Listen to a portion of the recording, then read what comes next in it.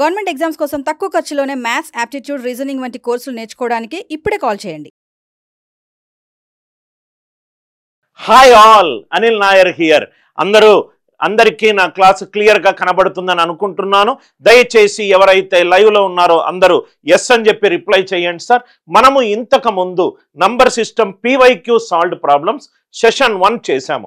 దయచేసి సెషన్ 2 చూసే ముందు సెషన్ 1 చూడండి, మీకు క్లారిటీ వస్తుంది. ఇవన్నీ కూడా ప్రీవియస్ ఇయర్ క్వశ్చన్ ప్రాబ్లమ్స్.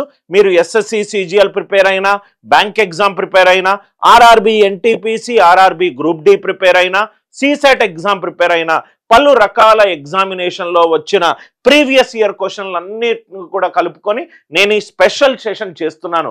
దయచేసి ఏ సెషను మిస్ అవ్వద్దు. ఎస్పెషల్లీ మీరు గనక CSAT గనక రాస్తే నేను 3 సెషన్స్ పెట్టాను. ఒకటి వచ్చేసరికి మీకు మ్యాథ్స్ సంబంధించిన సెషను, దెన్ రీజనింగ్కి సంబంధించిన సెషను, దెన్ ఇంగ్లీష్కి సంబంధించిన సెషను. ఈ 3 సపరేట్ స్ట్రాటజీ సెషన్స్ ఉన్నాయి. దయచేసి అవి చూడండి. రైట్, చాలా ఇంపార్టెంట్ సెషన్. మనం సెషన్ నెంబర్ 1లో కొన్ని ప్రాబ్లమ్స్ సాల్వ్ చేశాము. దాని కంటిన్యూషనే సెషన్ నెంబర్ 2. క్లాస్ స్టార్ట్ చేద్దామా సార్? అందరూ దయచేసి ఎస్ అని చెప్పి రిప్లై చేయండి. ఒక్కసారి రిప్లై చేసిన తర్వాత నేను క్లాస్ స్టార్ట్ చేస్తాను. చాలా ఇంపార్టెంట్ సెషన్. ప్రతి ఒక్కరు ఒక నోట్బుక్ అండ్ పెన్ను తోటి ఉండండి. Right, we will start the class. Now ఇక్కడ చూడండి సార్, ఇది అనిల్ నాయర్ క్లాసెస్లో చాలా మంది ఎందుకు కోర్సెస్ తీసుకుంటున్నారంటే ఆల్మోస్ట్ ఎంటైర్ ఇండియాలోనే we are ranked number 1 in Google reviews. We are ranked number 1 in Google reviews. Right, మీరు అనిల్ నాయర్ క్లాసెస్ హైదరాబాద్ అని టైప్ చేస్తే 2000+ గూగుల్ రివ్యూస్ ఉంటాయి. అదే బెంగళూరు అని టైప్ చేస్తే 4000+ గూగుల్ రివ్యూస్ ఉంటాయి. రైట్, ఇవన్నీ కూడా ప్రీవియస్ ఇయర్ క్వశ్చన్ ప్రాబ్లంలు. నవ్వు ఇక్కడ క్వశ్చన్ చూడండి సార్, ఒకసారి క్వశ్చన్ చూడండి. క్వశ్చన్ ఏమన్నాడు ఇక్కడ?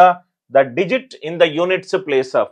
మొట్టమొదటి క్లాస్లో మనము ఓన్లీ క్వశ్చన్లు ఇంగ్లీష్లోనే పెట్టాము. చాలా మంది స్టూడెంట్స్ సార్ తెలుగులో కూడా పెడితే మాకు హెల్ప్ఫుల్గా ఉంటుందన్నారు. So we have taken your feedback and తెలుగులో కూడా మనం క్వశ్చన్ని అటాచ్ చేసాం. క్వశ్చన్ చూడండి సార్, ఒక ఎక్స్ప్రెషన్ ఇచ్చారు మొత్తము. రైట్, ఒక power, second power, third power, fourth power, fifth power, sixth power, మొత్తము ఇట్లా మనకు 6 నంబర్స్ని, కొన్ని మ్యాథమెటికల్ ఆపరేషన్స్ ఉన్నాయి. ఇదన్నీ చేసిన తర్వాత మనకు యూనిట్ డిజిట్ ఎంత అని అన్నారు. ఈ క్వశ్చన్ సాల్వ్ చేయడానికి మనకు కొన్ని కాన్సెప్ట్స్ వస్తే మనకు చాలు సార్. రైట్, కాన్సెప్ట్స్ కొన్ని కాన్సెప్ట్స్ మీకు తెలిసి ఉండాలి. Right, first concept, unit digit 1 అయినా, యూనిట్ డిజిట్ 5 అయినా, యూనిట్ డిజిట్ 6 అయినా, power any natural number. Unit digit 1 అయినా, యూనిట్ డిజిట్ 5 అయినా, యూనిట్ డిజిట్ 6 అయినా, power any natural number. Right, unit digit same ఉంటుంది. 1 power any number 1, 5 power any number 5, 6 power any number 6. 1, 5, 6 power unit డిజిట్లో గనక 1 కానీ 5 కానీ 6 కానీ ఉండి పవర్ ఏ సహజ సంఖ్య ఉన్నా కానీ ఆ యూనిట్ డిజిట్ వాల్యూ మారదు. ఆ యూనిట్ డిజిట్ 1, 5, 6 అయి ఉంటుంది. ఇక్కడ చూడండి సార్, ఇక్కడ మనకు 1 ఉంది, ఇక్కడ 5 ఉంది, ఇక్కడ 6 ఉంది. కాబట్టే నేను ఓన్లీ 1, 5, 6 మీద మాత్రమే నేను కాన్సన్ట్రేట్ చేస్తున్నాను. 251 పవర్ 98, 1 పవర్ ఎనీ నంబర్ 1. కాబట్టి ఫస్ట్ వాల్యూకి యూనిట్ డిజిట్ ఎంత? 1. 21 power 29, 1 power any number 1. 106 power 100, 6 power any సహజ సంఖ్య 6, ప్లస్ 5 పవర్ ఎనీ సహజ సంఖ్య 5, మైనస్ 16, 6 పవర్ ఎనీ సహజ సంఖ్య 6, 259. దాంట్లో unit digit 9. Are you all with me? 1 power ఏదైనా సహజ సంఖ్య 1, 5 పవర్ ఏదైనా సహజ సంఖ్య 5, 6 పవర్ ఏదైనా సహజ సంఖ్య 6. 1, 5, 6. నవ్వు ఇక్కడ చూడండి సార్, ఇది ఎంత అయింది? 1 + 1 2, 2 + 5 7, 7 + 9 16, 16 - 12, 16 - 12 ఎంత? 4. కాబట్టి ఈ క్వశ్చన్కి ఆన్సర్ ఎంత? 4. సో ఫస్ట్ క్వశ్చన్కి ఆన్సర్ ఎంత? 4. ఇక్కడ మీరు తెలుసుకోవాల్సిన కాన్సెప్ట్ ఏంటంటే 1, 5, 6 గనక ఒక సంఖ్యలో యూనిట్ డిజిట్ అయి ఉంటే పవర్ ఏదైనా సహజ సంఖ్య తీసుకుంటే పవర్ ఏదైనా సహజ సంఖ్య తీసుకుంటే ఆన్సర్ యూనిట్ డిజిట్ 1, 5, 6 వస్తుంది. 1, 5, 6 వస్తుంది. ఆర్ యు ఆల్ విత్ మీ? అందరికీ కాన్సెప్ట్ క్లియర్ అయింది కదా సార్? ఇది క్వశ్చన్ చూడంగానే మనము 5 ఆప్షన్ని ఎలిమినేట్ చేయొచ్చు. ఏమీ చెయ్యకుండానే క్వశ్చన్ చూడంగానే 4 ఆప్షన్లు కాస్త 3 ఆప్షన్లుగా మారిపోవచ్చు.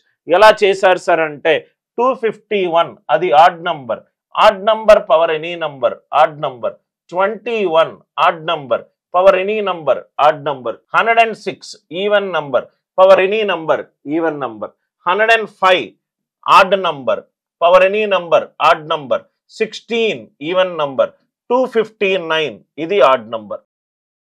ఆడ్ ప్లస్ ఆడ్ ఎంత? ఈవెన్. ఈవెన్ మైనస్ ఈవెన్ ఎంత? ఈవెన్. ఆడ్ ప్లస్ ఆడ్ ఎంత? ఈవెన్. ఈవెన్ మైనస్ ఈవెన్ ఎంత? ఈవెన్. ఈవెన్ ప్లస్ ఈవెన్ ఎంత? ఈవెన్. ఆన్సర్ అనేది ఈవెన్ నంబర్, సరి సంఖ్య అయి ఉండాలి. ఒక సంఖ్య సరి సంఖ్య ఎప్పుడవుతుంది? యూనిట్ అంకె సరి అంకె అయినప్పుడు. యూనిట్ అంకె సరి అంకె అయినప్పుడు. 251 పవర్ 98, 251 అనేది బేసి సంఖ్య, 21 అనేది బేసి సంఖ్య, 106 అనేది సరి సంఖ్య, 705 అనేది బేసి సంఖ్య, 16 అనేది సరి సంఖ్య, 259 అనేది బేసి సంఖ్య. బేసి ప్లస్ బేసి సరి, సరి మైనస్ సరి సరి, సరి ప్లస్ బేసి బేసి, బేసి మైనస్ సరి బేసి, బేసి ప్లస్ బేసి, బేసి సంఖ్య ప్లస్ బేసి సంఖ్య ఏమవుతుంది? సరి సంఖ్య. ఆన్సర్ సరి సంఖ్య ఉండాలి. ఒక సంఖ్యను సరి సంఖ్య అని ఎప్పుడు చెప్తాము? యూనిట్ అంకె సరి అంకె అయినప్పుడు. అందుకే ఆప్షన్ నంబర్ 2 పోయింది. ఎస్పెషల్లీ యూనిట్ డిజిట్ చేసేటప్పుడు కానీ లాస్ట్ 2 డిజిట్స్ చేసేటప్పుడు కానీ ఈ రెండు మైండ్లో పెట్టుకోండి. I hope the idea it is clear. Next one, సంఖ్య 22 పవర్ 23 యొక్క యూనిట్ అంకె. యూనిట్ అంకె ఇక్కడ ఏముంది సార్? 22 పవర్ 23. మనం మొట్టమొదటి క్లాసులో డిస్కస్ చేశాము, దయచేసి ఆ క్లాస్ మిస్ అవ్వద్దు. 22 పవర్ 23. నా ఇక్కడ చూడండి సార్, మనము యూనిట్ కనుక్కోవాలి అని అంటే సంఖ్యలో యూనిట్ మీద ఫోకస్ ఉండాలి. 2 యూనిట్ అంకె సైక్లిసిటీ ఏమవుతుంది? 4 స్టెప్స్ తర్వాత రిపీట్ అవుతుంది. 4 స్టెప్స్ తర్వాత రిపీట్ అవుతుంది. 23 కాబట్టి 4 into 5 plus 3. 4 into 5 plus 3. 4 into 5 plus 3. Are you all with me? ఇది ఏ ఫార్ములో ఉంది? a పవర్ 4k ప్లస్ 3 ఫార్ములో ఉంది.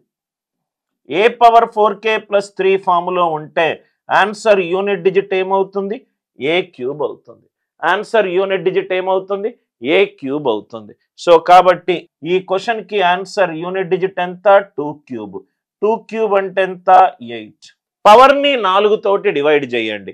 23ని 4 తోటి డివైడ్ చేస్తే 4 5ల 20. రైట్, శేషం ఎంత? 3. అంటే పవర్ అనేది 4తో భాగించినప్పుడు శేషం 3 ఇచ్చింది. 4తో భాగించినప్పుడు శేషం 3 అంటే అది 4 into 5 plus 3 ఫార్ములో ఉంది. a పవర్ 4p ప్లస్ 3 అంటే a క్యూబ్. 2 క్యూబ్. 2 క్యూబ్ అంటే ఎంత? 8. అంటే ఈ క్వశ్చన్ కి యూనిట్ డిజిట్ ఎంత? 8. అందరికీ లాజిక్ క్లియర్ గా అర్థమైంది అనుకుంటా. యూనిట్ డిజిట్ కనుక్కునేటప్పుడు మన పూర్తి ఫోకస్ అంతా ఫస్ట్ పవర్ మీద ఉండాలి. ఫస్ట్ పవర్ ని 4తో డివైడ్ చేయండి, ఎంత శేషం వచ్చిందో చూడండి. ఎంత శేషం వచ్చిందో చూడండి. అందరికీ లాజిక్ క్లియర్ గా sir? Next one, 13 power 2003. Unit digit అనేది చాలా ఇంపార్టెంట్ లాజిక్ సార్. 13 పవర్ 2003. ఈ నెంబర్ని మనము సూక్ష్మీకరిస్తే మనకు వాల్యూ వస్తుంది. ఆ వాల్యూలో యూనిట్ అంకె ఎంత? 13 పవర్ 2003. 13 పవర్ 2003 ఎలా సాల్వ్ చేయాలి? ఇక్కడ చూడండి సార్, 13లో యూనిట్ డిజిట్ ఎంత? 3. మనకు యూనిట్ డిజిట్ సైక్లిసిటీ ఏంటి? 4 స్టెప్స్ తర్వాత రిపీట్ అవుతుంది. 4 అనే నంబర్ యొక్క భాజనీయతా సూత్రం ఏంటి సార్? చిట్ట చివరి 2 అంకెలు ఎలా ఉంటుందో చూడాలి. అంటే ఇది ఏ ఫార్ములో ఉంది? 3 పవర్ 3 ఫార్ములో ఉంది. 3 పవర్ 3 అంటే 27. అంటే ఈ నంబర్ యొక్క యూనిట్ డిజిట్ ఎంత సార్? ఈ నంబర్ యొక్క యూనిట్ డిజిట్ ఎంత? 7. అందరికీ ఈ లాజిక్ క్లియర్ గా అర్థమైందా? 3 పవర్ 2003. 13లో యూనిట్ అంకె ఏంటి? 3. చిట్ట చివరి పవర్లో ఉన్న చిట్ట చివరి 2 అంకెలనే ఎందుకు తీసుకున్నాను? ఒక నంబర్ యొక్క యూనిట్ డిజిట్ కనుక్కోవాలనుకుంటే ఫస్ట్ పవర్ని 4 తోటి డివైడ్ చేయాలి. 4 అనే నంబర్ యొక్క భాజనీయత సూత్రం ఏంటి? చిట్ట చివరి 2 అంకెలు రైట్ మాత్రమే చూడాలి. అంటే ఇది 3/03, అంటే ఇది 3/3. 3/3 అంటే 27. అంటే ఈ నంబర్ యొక్క యూనిట్ డిజిట్ ఏమవుతుంది సార్? రైట్ 7 అవుతుంది. Are you all with me? PYQ problems అనేటి ప్రతి ఒక్క స్టూడెంట్ కూడా ప్రీవియస్ ఇయర్ క్వశ్చన్ పేపర్ చూడకుండా ఎగ్జామ్లోకి వెళ్తే నష్టపోయేది అతనే. మళ్ళీ మనం నెక్స్ట్ క్లాస్లో కలుద్దాం. With love, Anil Nair.